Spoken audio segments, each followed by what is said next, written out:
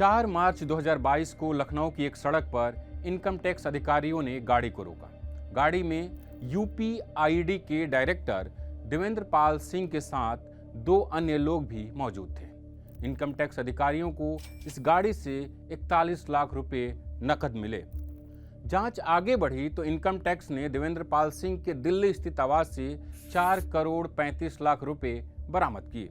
धीरे धीरे इस पैसे की परतें खुली।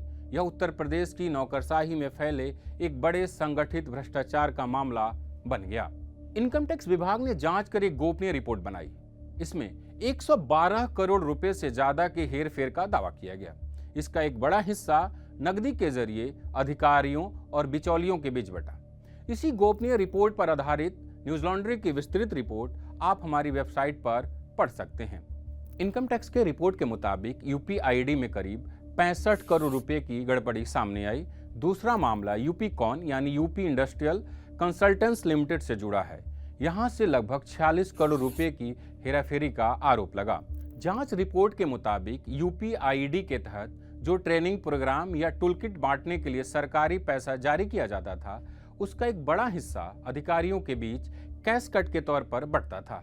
यह टूलकिट विश्वकर्मा श्रम सम्मान योजना और वन डिस्ट्रिक्ट वन प्रोडक्ट जैसी योजनाओं से जुड़ी थी।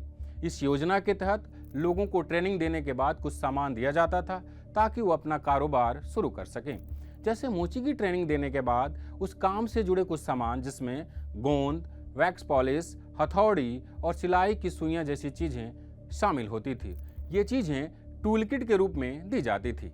इसी तरह यूपीकॉन में भी ट्रेनिंग और टूलकिट से जुड़े ठेकों में कैश कट की जानकारी इनकम टैक्स की रिपोर्ट में सामने आई। रिपोर्ट की माने तो यह पूरा खेल अधिकारियों, ठेकेदारों और सेल कंपनियों के एक नेटवर्क के जरिए चलाया गया।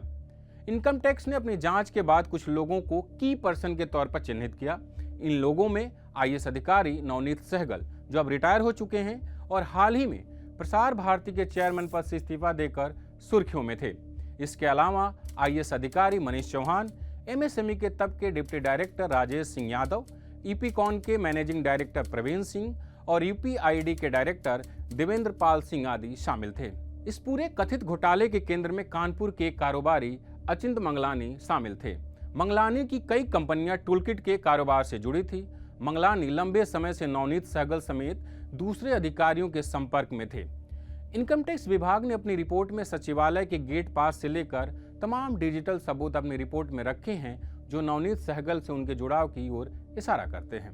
इनकम टैक्स के रिपोर्ट के मुताबिक कैश कट में से सबसे ज्यादा राशि नवनीत सहगल को मिली। नवनीत सहगल को करीब 26 करोड़ रुपए, प्रवीण सिंह को करीब 15 करोड़ रुपए, देवेंद्र पाल सिंह को करीब 14.9 करोड़ रुपए, मनीष चौहान को 4.3 करोड़ रुपए और राजेश सिंह यादव को 4.14 करोड़ रुपए मिलने की बात कही गई। रिपोर्ट में मंगलानी और अधिकारियों के बीच हुई बातचीत और पैसों के तमाम सबूत दर्ज हैं। इसी तरह की एक व्हाट्सएप बातचीत में नवनीत सहगल मंगलानी से आईफोन का लेन देन करते प्रतीत होते हैं। यह 24 सितंबर 2021 की बात है। इनकम टैक्स विभाग ने अपनी जांच में 2 दर्जन से ज्यादा लोगों का बयान दर्ज किया। हालांकि दिलचस्प बात यह है कि किसी भी आईएएस अधिकारी का बयान इनकम टैक्स की इस रिपोर्ट में नहीं है। हमें नहीं पता कि उन्हें बुलाया गया या नहीं। इस रिपोर्ट में नवनीत सहगल के परिवार के सदस्य, उनके बेटे शिव सहगल, पत्नी और दूसरे परिजनों को मिले फायदे के बारे में भी विस्तार से बताया गया है। रिपोर्ट में एक company SPD Infracon private limited का भी जिक्र है। सहगल परिवार और इस कंपनी के बीच करोड़ों रुपए के लेन देन की बात सामने आती है। रिपोर्ट के मुताबिक ईपीकॉन एसपीडी इंफ्राकॉन प्राइवेट लिमिटेड को किराया अदा करती थी। इनकम टैक्स के पास उपलब्ध जानकारी के मुताबिक नवनीत सहगल के परिवार ने एसपीडी इंफ्राकॉन प्राइवेट लिमिटेड से कई अचल संपत्तियां खरीदी है, जिसमें दिल्ली में कुछ फ्लैट शामिल है। न्यूज लॉन्ड्री ने पाया कि सहगल के परिवार ने दिल्ली के शकरपुर में जो घर एसपीडी इंफ्राकॉन प्राइवेट लिमिटेड से ही खरीदा था, अब वही घर एसपीडी का आधिकारिक एड्रेस है जो एमसीए पर मौजूद है। यह संयोग है या कोई प्रयोग, हमें नहीं पता। 254 पेज की इनकम टैक्स विभाग की रिपोर्ट के अलावा 2 और हिस्से हैं, एक 485 पेज का और दूसरा 198 पेज का। हमें पता चला कि दिसंबर 2022 में इनकम टैक्स ने यह जांच रिपोर्ट उत्तर प्रदेश सरकार के संबंधित विभागों को साझा की ताकि कार्रवाई आगे बढ़ सके, लेकिन उन विभागों ने इस पर क्या कार्रवाई की, इसकी कोई जानकारी हमें नहीं मिली है। हमें एक चिट्ठी भी मिली जिसमें यह रिपोर्ट नत्थी करके उत्तर प्रदेश के लोकायुक्त को लिखी गई थी, लेकिन उत्तर प्रदेश के लोकायुक्त का कहना है कि उन्हें ऐसी कोई रिपोर्ट या चिट्ठी मिली ही नहीं है। आयकर विभाग के सूत्रों के मुताबिक यह रिपोर्ट ऊपर से दबा दी गई। इस रिपोर्ट में शामिल करीब 2 दर्जन लोगों और कंपनियों को हमने मेल, व्हाट्सएप और फोन के जरिए संपर्क किया। हमें नवनीत सहगल, देवेंद्र पाल सिंह, मनीष चौहान के जवाब मिले। उन्होंने क्या कहा, बाकी अधिकारी कौन हैं जिनका नाम इस कथित घोटाले में सामने आया है, उसे जानने के लिए आप हमारी पूरी रिपोर्ट पढ़ें।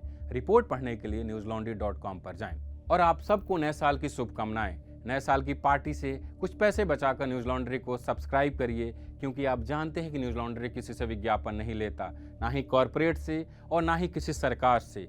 इसीलिए इस तरीके की रिपोर्ट हम आप तक लेकर आ पाते हैं, जो जनता के हित से जुड़ा होता है, जो जनता की पैसों से जुड़ा होता है। तो न्यूज लॉन्ड्री को सब्सक्राइब करें और गर्व से कहें, मेरे खर्च पर आजाद है खबरें।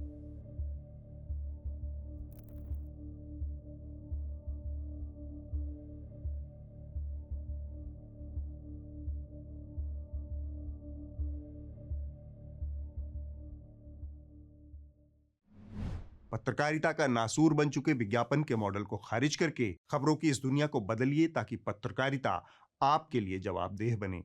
newslaundry.com/सब्सक्रिप्शन पर क्लिक कीजिए और अपने मन मुताबिक पेमेंट का विकल्प चुनिए, क्योंकि हमारे सब्सक्राइबर्स का नारा है, मेरे खर्च पर आजाद हैं खबरें।